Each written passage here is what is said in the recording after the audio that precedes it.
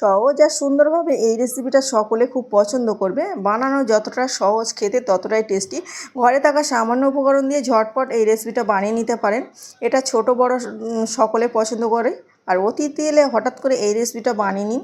এটা সন্ধ্যাবেলা স্ন্যাক্স হিসাবে বলুন আর গরম ভাতের সঙ্গে এটা অসম্ভব মজার। ঘরে থাকা সামান্য কয়েকটা উপকরণ হলেই তৈরি হয়ে যাবে। আসুন একদম সহজভাবে দেখে নিই। আশা করছি সকলের ভালো লাগবে। ছোট্ট একটা ভিডিও, যে একবার খাবে সে বারবার রিকোয়েস্ট করবে। আর ছোটরা তো ভীষণ ভীষণ পছন্দ করছে। এখানে 1 কাপের মতো মসুর ডাল ভিজিয়ে রেখেছিলাম। এটা কিছুক্ষণের জন্য ভিজিয়ে রেখে দিতে হবে। তো আমি কিছুক্ষণ ভিজিয়ে এটা ভালোভাবে ধুয়ে পরিষ্কার করে নিয়েছি। এখন মিক্সি জারের মধ্যে দিয়ে নিচ্ছি। আমি এখানে 1 কাপ মসুর ডাল দিয়েছি। আর তারপরে দিয়ে দিচ্ছি একটা পেঁয়াজ কুচি। পেঁয়াজটা একটু ছোট ছোট করে কেটে নিয়েছি, তো এটা বেটে নিতে সুবিধা হবে। আমি এখানে জল ছাড়া বেটে নেব, জল দিয়ে বাটা যাবে না। দেখুন ভালোভাবে বেটে নিয়েছি আমি, ওটা পরে দেখাচ্ছি। এখানে 250 গ্রামের মতো মাংস আছে, হাড় ছাড়া। এটা যে কোনো মাংস নিয়ে নিতে পারেন। তারপরে আমি এটা আগে থেকে মিক্সিতে বেটে নিয়েছি। আর এটা একটু আস্তে আস্তে রেখে বেটে নিতে হবে, বা শিলে থেতো করে নিলে বেশি ভালো হয়। এমন আস্ত দেখুন, একটু জাস্ট ফেটে ফেটে গেছে, এমন আস্তে আস্তে করে নিয়েছি মাংসটা। ভালোভাবে থেতিয়ে নিলে কিন্তু এটা বেশি ভালো হবে, যেন আস্তে আস্তে থাকে, গালে পড়ে। এটা নেওয়ার পরে আমি যে ডালটা আর পেঁয়াজটা পেস্ট করেছিলাম এটা দিয়ে নিচ্ছি।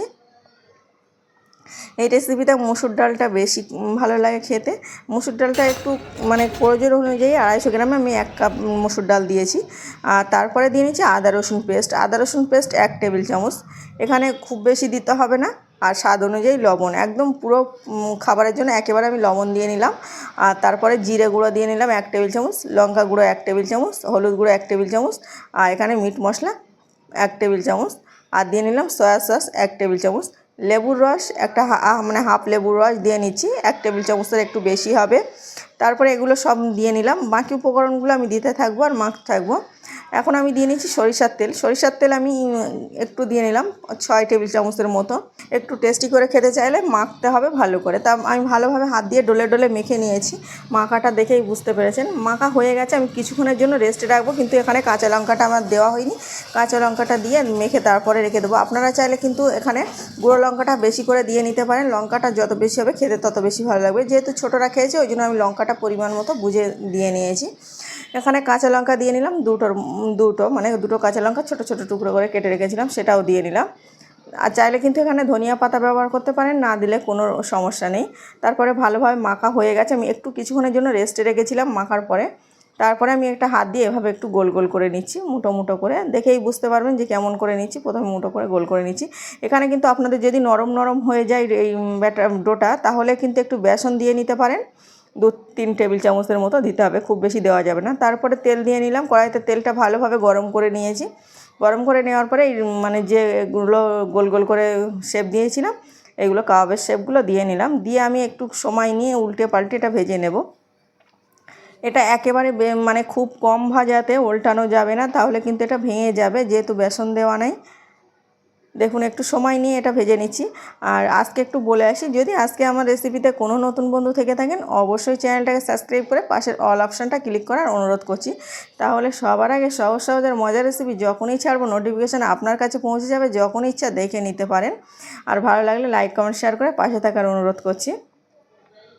দেখুন আমি একটা সময় নিয়ে ভালোভাবে কালার করে ভেজে নিয়েছি। আর আবারও বলছি, প্রথমের দিকে কিন্তু একদম কাঁচা থাকা অবস্থায় উল্টানো যাবে না, যেহেতু এখানে আমি বেসন ব্যবহার করিনি ওই জন্যই। তারপরে এটা একটু সময় নিয়ে ভেজে নিয়েছি। ভাজা আমার কমপ্লিট হয়ে গেছে। দেখুন সবগুলো আমি তেল ছেঁকে তুলে নিচ্ছি। এটা একটু তেল খুব বেশি তেল টানে না, ছেঁকে নিলেই কিন্তু ভালোই হবে। তারপরে এগুলো তুলে নেওয়ার পরে আমি সেম প্রসেসে আরও একবার দিয়ে নিলাম। প্রতিটা আমার ভাজা হয়ে গেছে, আমি পরিবেশন করার জন্য তুলে নিয়েছি। দেখুন কেমন লোভনীয় হয়েছে। এটা গরম ভাতের সাথে জাস্ট ওয়াও। এর সঙ্গে অন্য কোনো রেসিপি লাগবে না, শুধু ডাল আর এইভাবে কাবাব বানালে খেতে অসাধারণ লাগে। এটা সন্ধ্যাবেলা চায়ের আড্ডাতেও জমে যাবে। ছোট বড় সকলে পছন্দ করবে।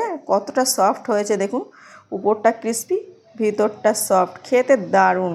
আপনাদের কেমন লেগেছে বলতে ভুলবেন না। ভালো লাগলে লাইক আর সাবস্ক্রাইব করে পাশে থাকার অনুরোধ করছি। আবারও দেখা হচ্ছে অন্য কোনো ভিডিওয়।